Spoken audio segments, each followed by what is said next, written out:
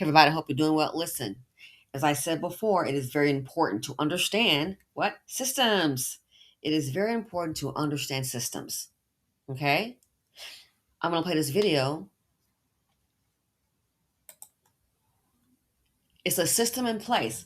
As I said before, say it again, why somebody's playing, somebody's planning. That's okay. We're planning too, as in that boycott for those who are participating in. Okay? This is how they are keeping Black business owners out of the beauty supply industry. And I've heard people talk about issue with distribution. And my thing is try to find other people that you know and see what they accomplished. But this right here sheds light on it, and it's like, are you really surprised? So let's play this video, and she's learned something about the industry. Check it out. So I did not know that in order to own a beauty supply store and get supplies from a distributor, you have to get the permission of other beauty supply stores surrounding your area. I did not know that. And what she was saying was a lady named Matisse was trying to start a Black owned beauty supply store, but she could not get the distributors to give her products because all the Asian beauty supply stores said no. So you have to get the permission of all the surrounding beauty supply stores Wow. in order to get products from the distributor. Which I knew because I figured something was wrong every time a Black person tried to open up a beauty supply store. What kind of law is that you got to get the approval of all the surrounding beauty supply stores? So that's like a monopoly. So the Asian beauty supply stores have a monopoly in our neighborhood? Yes. The answer to the question is yes. Let's try it again.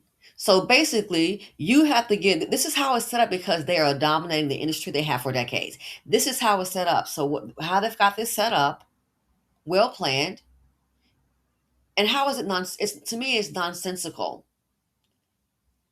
I have to get the permission of my competitor to open up the same kind of business. What kind of response do you expect to get? This sounds like a monopoly. This could possibly be, again, I'm not an attorney. Again, this is my video for entertainment purposes, okay? Showing my opinion. Litigious because it sounds like a monopoly. Is that a violation? Somebody let me know. Diana Princess, honey, in the house watching the video. Do you know? What about, does this violate fair trade practices? See, we got to learn how to also fight, not just with a sign and empower the people in the street, that pen and pad, that, you know what I'm saying, that print, that paper, that filing. We got to utilize our resources to check out the legalities. So that sounds like a monopoly. It sounds to me highly prejudicial. They helped Edward Bloom, in affirmative action, and look, it turned around and it bit them in the rear. It didn't serve them well. Thought they were hurting us. You hurt yourself. Our numbers pretty much stay the same, not a major drastic change. But yeah, a monopoly. I wonder if this violates fair trade practices. Stores in order to get products from the distributor. Yep. Said no.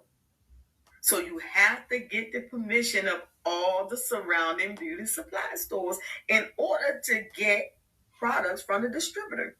Which I knew because I figured something was wrong every time a Black person tried to open up a beauty supply store. And I've heard about people having some hurdles. I really have. And this explains it.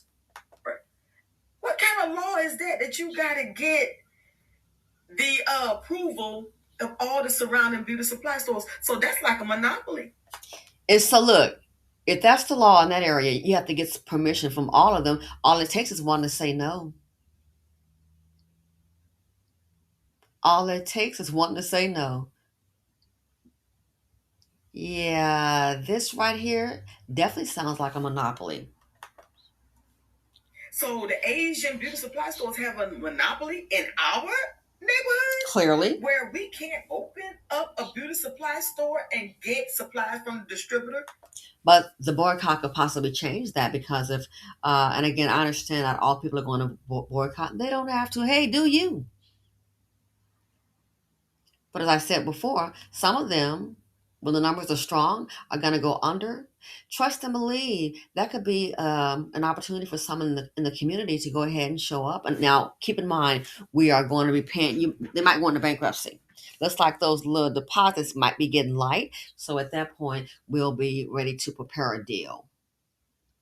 Because if there is no customer, there is no need for distribution. Get it? That's why I said in the first video. This right here is all what? What's this popular saying? It's an old saying. It's all what? By design. All by design. Keep it out. I keep you out. Keep you out. You have to get their permission. And this is your competitor. That sounds like a violation of fair trade practices. It doesn't sound right to me. Because they are saying no, but yet you keep going buying your products from Asian beauty supply stores. Yet you keep So she's saying, yeah. So a black business owner, you're pretty much at their mercy.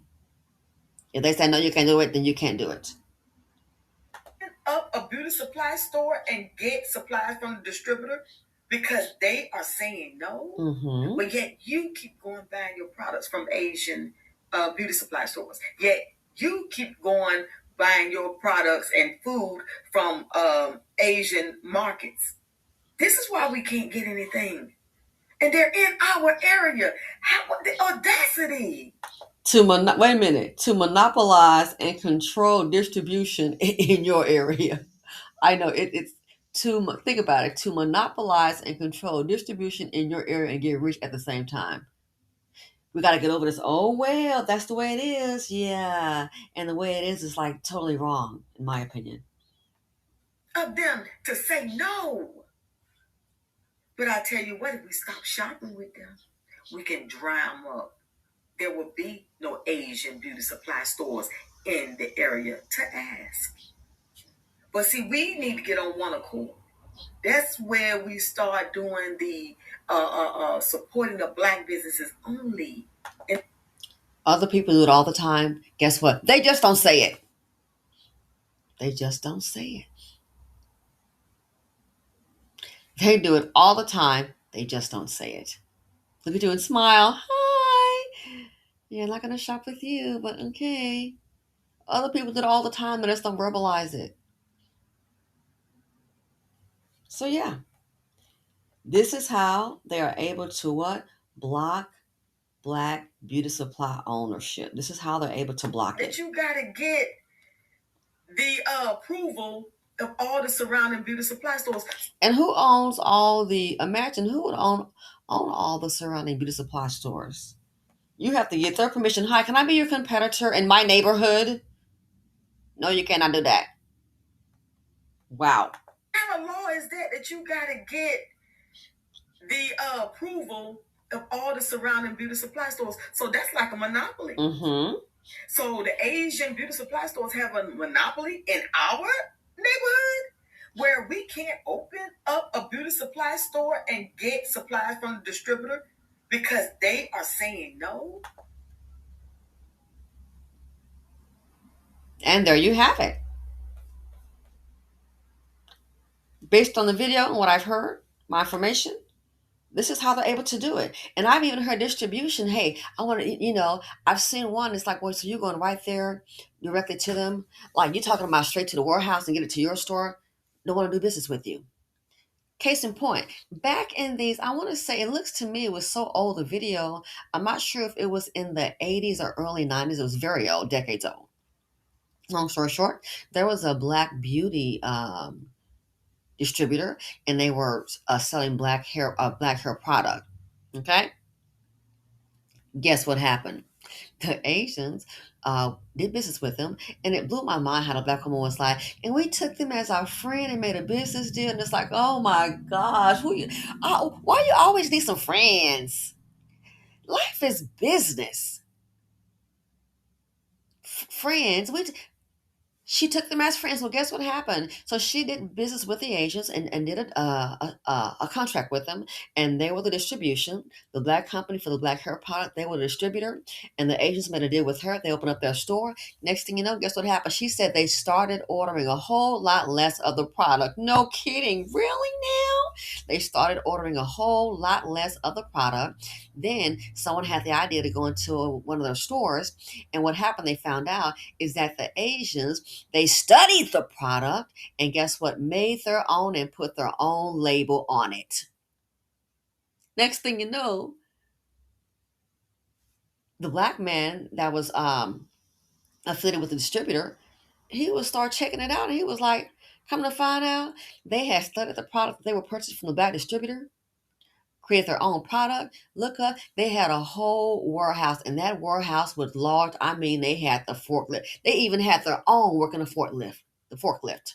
It was that large. They had a warehouse that was like thousands of square feet, thousands in square footage, and they had created their own brand and put their own label on it. You know, it was like a black label, a person on it, what have you. It was still catering to black people. And then when they went to the stores, guess what happened? They were pushing, of course, their product. And so one of the persons on the cover was like, you know what, I want this one. He was like, oh no, you don't want that one. This is a better product. And she wondered why they were ordering. The orders are becoming less and less. No kidding. And we took them as friends. Oh God, please stop. And they studied your product and they made their own, similar, had their own label on it, and then they pushed that product into their own stores. And you wonder why the product was less and less. Even in the warehouse, they had their own work in there. So yeah, this is how another way that they're preventing, I would say, black entrepreneurship in the beauty supply industry because they're dominating it. But a monopoly, I think it's time to do some research. It's time to check the legalese of any possible fair trade violations. That's my opinion. hmm Like I said, this are hand in hand with some of the sales that could be low due to people making the decision to spend their money whether they are respected or choosing not to spend their money whether they're disrespected and false could be falsely accused, could be falsely arrested. Somebody's going to more than likely go under. And if you want to get one of those shops, it's time for a business deal. And again, we're doing bankruptcy business deal. Take what you can get. It's not going to be what your valuation is. We know the art of a deal. And I don't mean you're lucky to get 50-50. Anyway, let me know what you all think.